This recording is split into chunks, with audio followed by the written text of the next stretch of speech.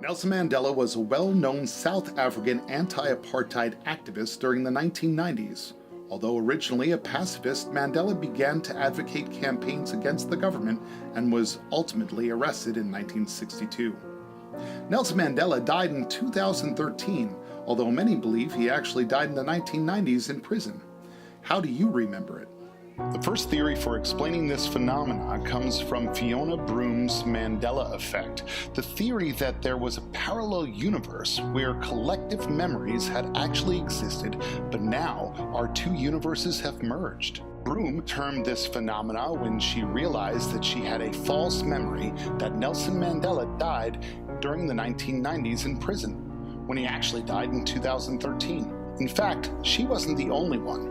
According to the 1990 book English Alive, it said that Nelson Mandela died on July 23, 1991.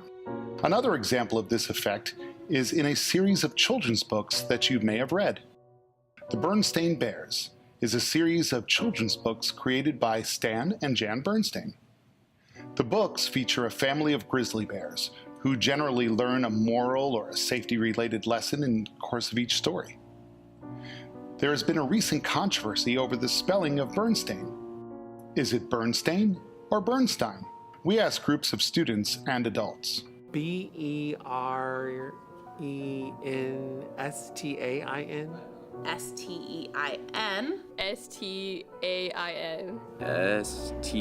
Stein. According to genealogical records, the misconception of the spelling Bernstein with an E and not an A may be due to the fact that Bernstein with an E is more popular. The second theory for explaining the misremembering of events is a neurophysiological theory. This theory states that there is a dysfunction in the cognitive process for long-term memory storage. When you're taking stuff out of long-term memory, there's a risk that other things could be interfering in it. You could be combining memories, in which case you could actually create an entirely new false memory. So the likelihood that you're actually going to remember an event exactly as it happened is actually pretty low. Scientists such as René Descartes, Thomas Willis, Franz Gall, Jean-Baptiste Bouillard, and Paul Braque worked on improving this field of study.